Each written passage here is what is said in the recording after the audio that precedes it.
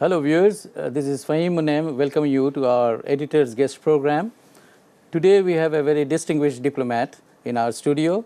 He is Mr. Pankaj Saran, the Indian High Commissioner to Bangladesh. Mr. Saran, welcome to the studio. Thank you. Before we move on to our discussion, I'd like to give a brief background of His Excellency's career, education, etc. Mr. Saran completed his master's in economics from the Delhi School of Economics in Delhi University. And he joined the Foreign Service in 1982. Mr. Saran was in Bangladesh earlier. He was here as a First Secretary Political. So basically, he is not new to the country. He presented his credentials on 14th of March 2012. And he also had a very distinguished career in many other parts of the world, which is Washington, D.C., Cairo, Geneva. And he has also, as I mentioned earlier, that from 89 to 92, he was in Bangladesh as First Secretary Political. And back home at the headquarters, he served in the Ministry of External Affairs in the East European divisions as Deputy Secretary, then in the Foreign Secretary's office as Joint Secretary, and he also heading the division dealing with Nepal and Bhutan. From 95 to 99, he served on deputation to the Prime Minister's office, first as director, dealing largely with economic, energy, science, and technology issues. Then from 2007 to 2012, he dealt with the external affairs, defense, national security, atomic energy, and space sectors. So you can easily say that he had a very, very important position in the government, and we are very happy that he has come back to Bangladesh as the High Commissioner. Mr. Pankaj Saran is married with 2 sons, and I am told that his interest includes tennis, playing bridge, and reading. I don't know when he gets the time to read, but that's one of his hobbies. Welcome again. Thank you very much, Fahim. To start off, High Commissioner, that what we would like to do is to, if you just let our viewers know, according to you, that what is the foreign policy of India in a nutshell? That's a difficult question, but at one level, let me say that the foreign policy of India is very closely associated with our own internal domestic priorities. And as a developing country, which is relatively new as a nation, having got our independence just over 60 years ago, we have very pressing domestic priorities.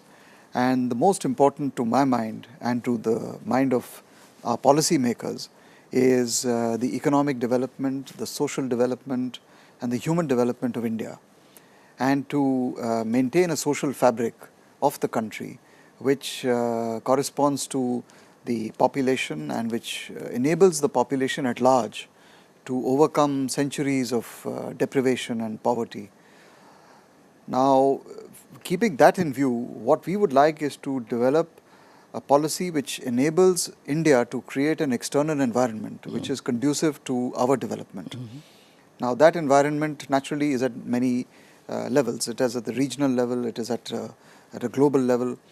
So our effort is to contribute to a global order which is conducive to India's economic development. Looking at the realities, what kind of policy does India follow in respect to Bangladesh?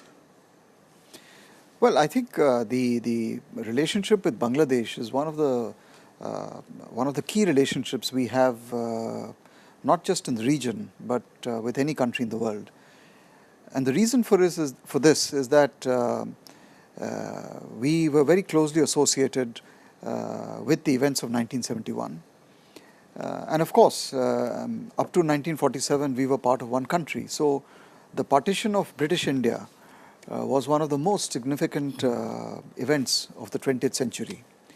And thereafter, we watched how the people of this part of the world, who today comprise Bangladesh, were involved in a long struggle for their emancipation and for their freedom and for their justice.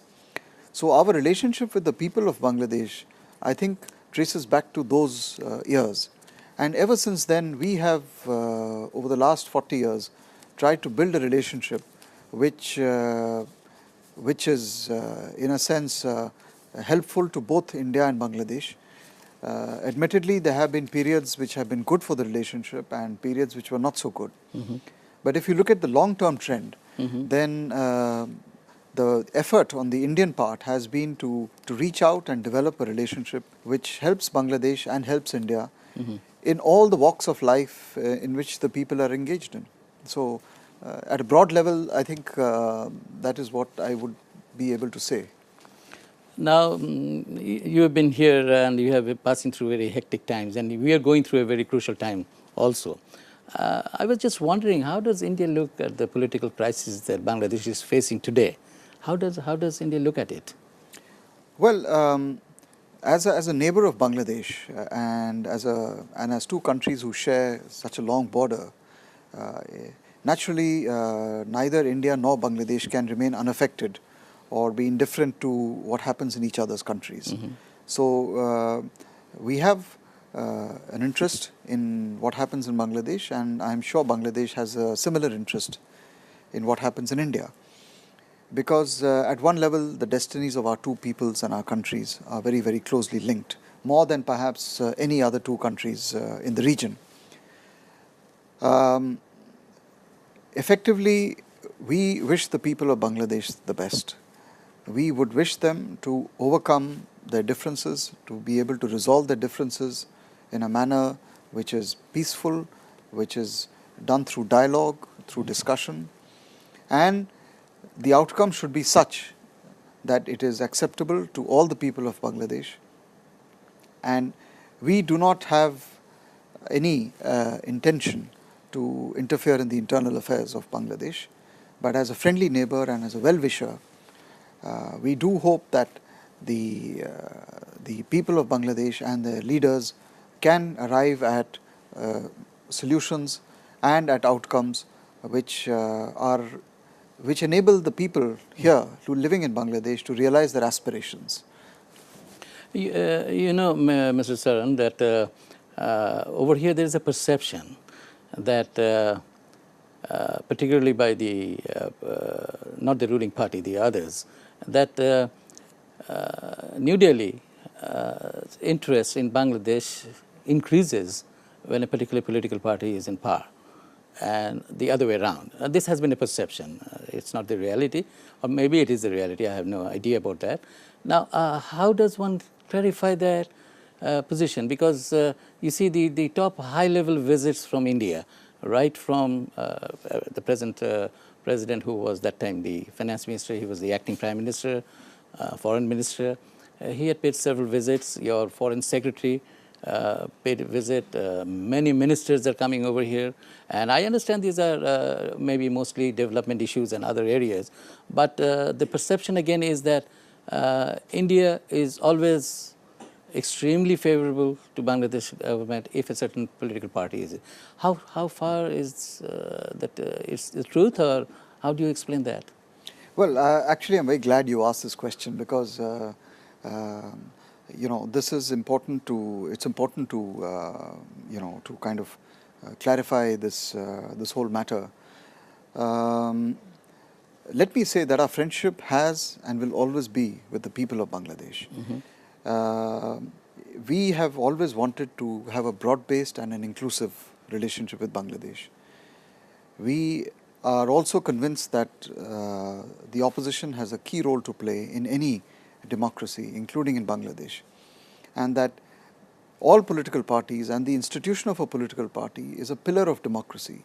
So the role of the government party, the role of the opposition party are both equally important if we have to succeed in Bangladesh's journey towards a durable and a sustainable democratic order.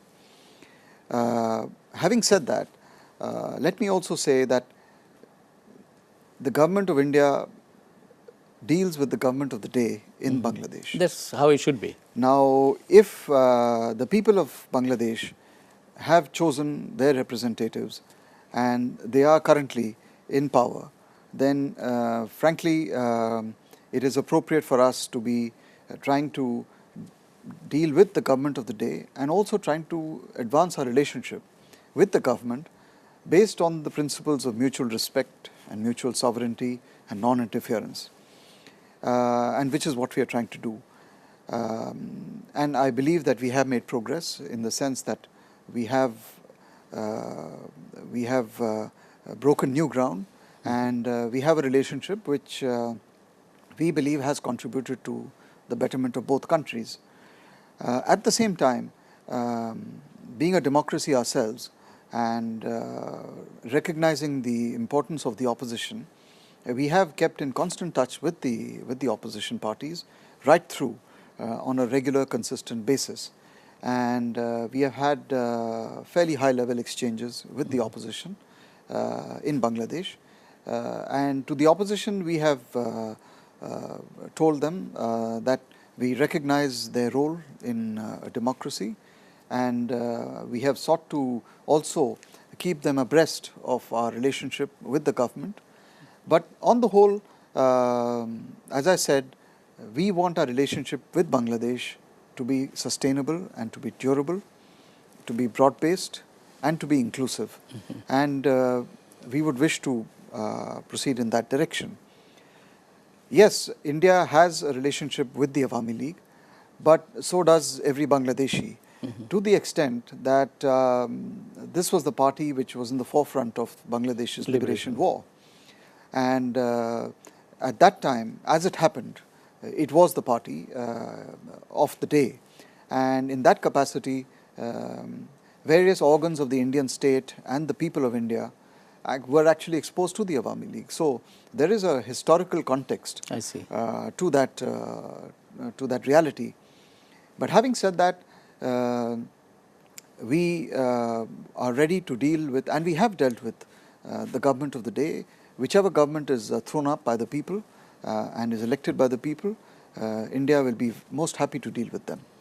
True, but when your foreign secretary arrived, and if I may recall, that she made statements to the press after meeting former President Ershad, that he should participate in election. There should be a maximum number of parties, which is fine. Her views were fine, but the only thing is that if they do not, then the rise of the extreme right-wing party would emerge. And if that's so, and that will not be favorable for India or for the region. How do you look at that? See, let me say that as far as the Foreign Secretary's visit is concerned, she was not here on a mission to mediate. Right. This was her first visit to Bangladesh, and the idea of the visit was to familiarize herself with the Bangladeshi leadership, both in government and in opposition. And so therefore, she was very particular to make sure that during her visit, she met every section of society in Bangladesh, not just the government or the ruling party. So she did meet a cross-section, and she met the main opposition leaders.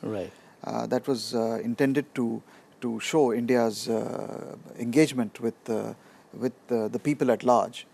And the second reason for a visit was to understand from the leadership, again both in government and outside, about their perceptions of what is happening in the country. She, the Foreign Secretary, was very clear in her mind that her agenda is also to take stock of the bilateral relationship, where we stand vis-a-vis various issues. And I think I would go by her written statement to the editors and to the press during her visit, where she was absolutely clear that India will not interfere in the internal affairs. India wishes to have or wishes to see the consolidation of the democratic process and the democratic institutions in Bangladesh. And India wishes to see a process by which the aspirations of all the people of Bangladesh can be realized in a manner that is free, that is fair, that is impartial, and that has wide acceptability.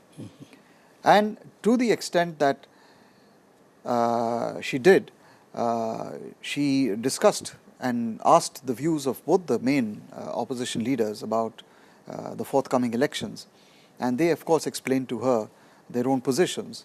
And you were present in the I was present, and they put forward their views.